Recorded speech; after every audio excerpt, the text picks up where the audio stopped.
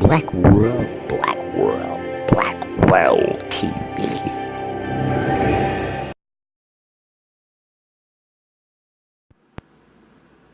Welcome, brothers and sisters, ladies and gentlemen, to Black World TV. Your news, your views, our voices. So, family, today's broadcast is about an observation that I caught on the Dr. Boyce Watkins channel. He was featuring a video on the Dr. Claude Anderson's analysis of the Amber Guyger Botham Jean murder trial and the hugging fiasco.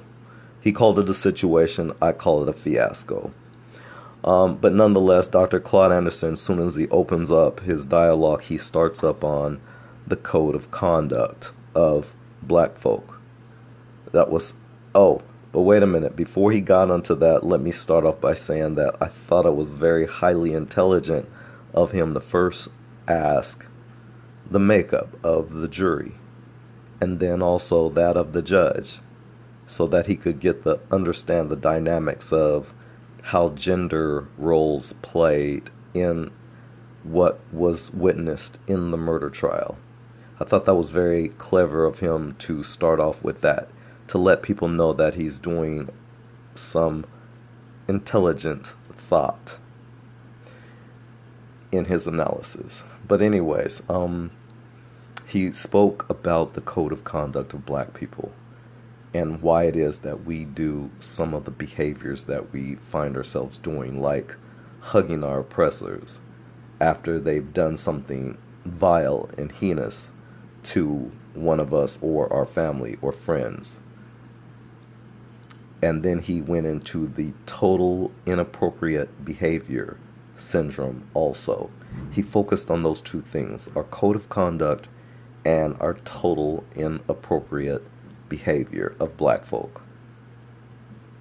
And so with that, he went into different examples and gave example after example of how it is that it has affected our progress, or the lack thereof.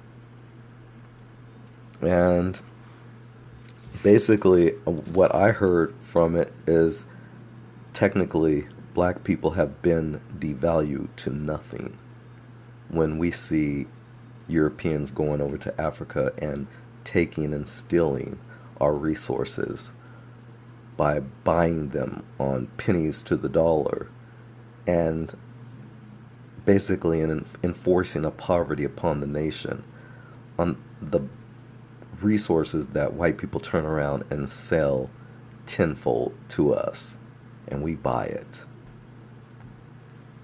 So that was a very interesting point also that I caught. There was quite a few, and we're going to cover them.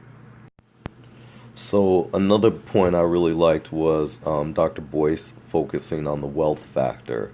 And as I recall reading the book by George G.M. James called Stolen Legacy, when I think about the wealth involved, I think of stolen wealth. Would be another good read, I'm sure, if somebody hasn't already written a book by that title. But nonetheless, Dr. Claude Anderson recommended a book called There's No Honor in Slavery, and I'm definitely going to be looking into purchasing that book. It's interesting because as we discuss different subjects, I think about how the new millenniums, the youngsters that are growing up in this day and age, how we were taught something different than what they're being taught. They're being dumbed down by the day, and as Europeans are changing our history and doing things of that nature, it's no wonder why we are going backwards instead of progressing forward. This is a problem, and it's because we're leaving our educational prowess, if you will. We're leaving our educational achievements and attainments. We're leaving them up to our oppressors to teach us the things we need to know, and hence why you know about a white Jesus and not the the trio that came before Jesus, namely Oset or Isis, Osar or Osiris, and Heru, or as they call them, I forget what they called Heru, but nonetheless, they changed these historical religious figures and made it their own, and hence gave you Christianity, and you have been duped, hook, line, and sinker.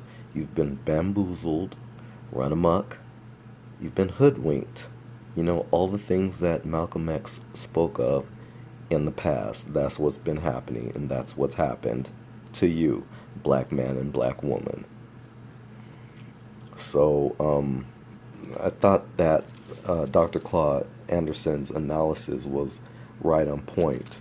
There was different things that I put notes on, and there was another point that was made earlier I saw, and that is that based on all the behavior we've seen, namely from the father, right? The father, because the father has clearly cooned his way right to the forefront. The brother, and then Botham Jean himself. I hate to say, but you know,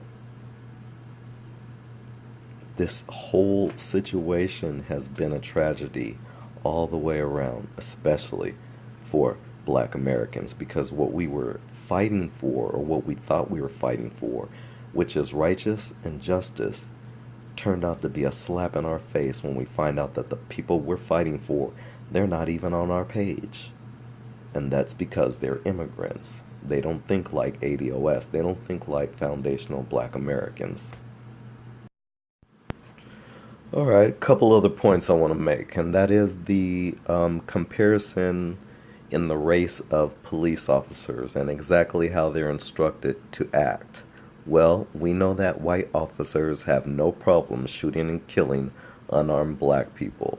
That's without a doubt. That's why we call it white supremacy and racist. But then we have other police officers of other ethnic backgrounds, like Asian officers, Mexican officers, and they too will shoot and kill black people. We've seen this already.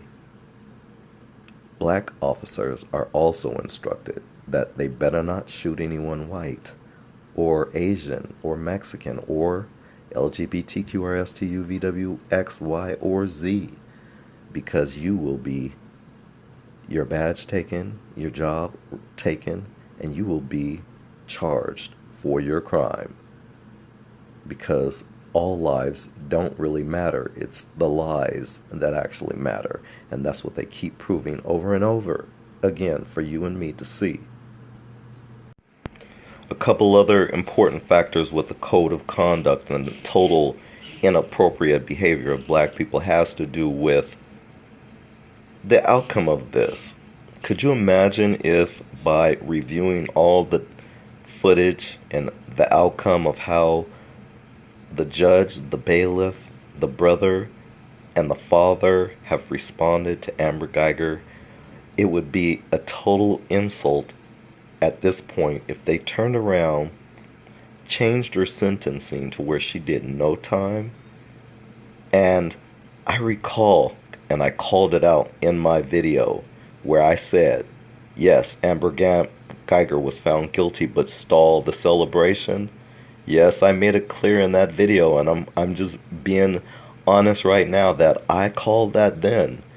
And look at the response. And I look at you guys' video and your response now, and yes, you guys found out the hard way, didn't you? You got fooled.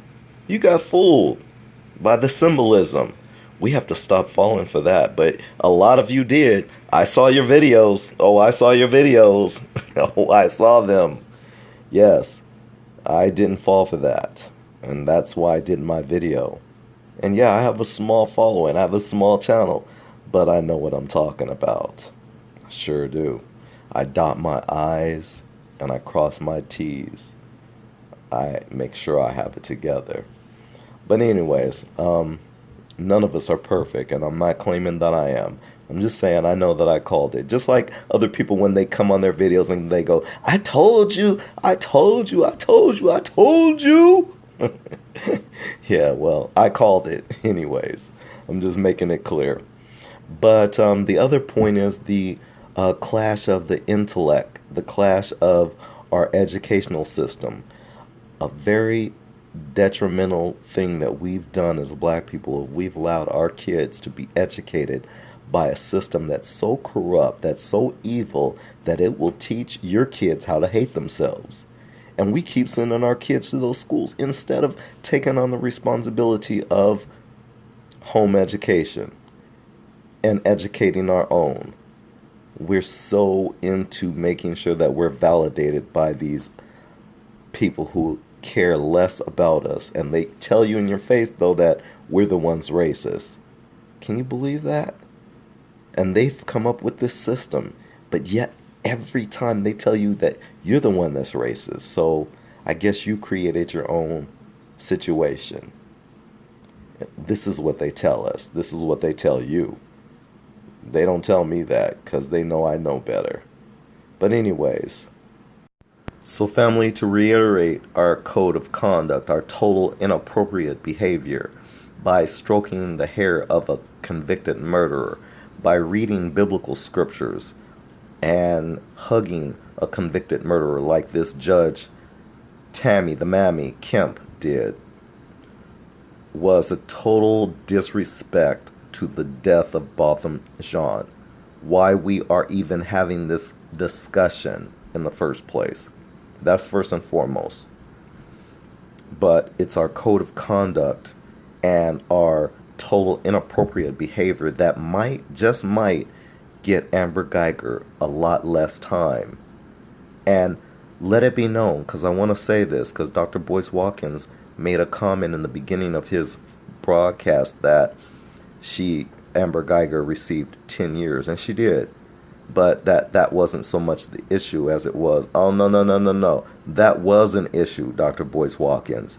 It was an issue, the amount of time. 10 years is an insult to the life of an innocent man who was in his own house and in his living his own life in the pursuit of happiness. He was a Christian man at that, since you guys like to throw out Christianity so much. He was a Christian man, an upstanding man, and here comes a police officer, an ex-police officer who couldn't even find the way to her own door, her front door, and she has a gun and a badge. So we weren't surprised why she got fired, because she shouldn't be working for any police force when you can't even make your way to your own front door. And so all the people who came to her defense and said that they've done it before and that it's easy to do, no, it's not. I've never done that in my life, unless I was totally drugged out or something, which I have not been. So you're lying. And so aside from that, I want to end with this, that the Haitians got it right. You know what they did? They did what Tariq Nasheed has mentioned. We need to clean up. We need to clean house. You know what the Haitians did? Yes, they got their traders first. All their turncoats and all the traders who were black skinned. But we know just because you have black skin doesn't make you black. As a matter of fact, I want to end on that point because Dr. Claude Anderson broke it down when he said that not just a skin color, it's a code of conduct. It's a social, political construct. And I added that it was an invention of America, the Negro, the black man, and the black woman. We have been an invention of America. But as pointed out, we are the actual indigenous Americans, the heirs of the builders of this continent, of this country. We are the heirs of that. We are the true Americans who deserve respect, because all the people who've come here, all the other immigrants who've come here, they come to something that we built up. and yet they have the nerve to try to look down on us. But family, I'll leave you with this, that yes, the Haitians got rid of their traitors first, and then they got rid of the evil oppressors. And that's what we need to do. Last but not least, I leave you with this quote from Huey P. Newton of the Black Panther Party. To die for the racists is lighter than a feather. To die for the people is heavier than any mountain and deeper than any sea. Peace. On your way out, don't forget to subscribe so you don't miss any of my other broadcasts. Thanks a lot. Peace.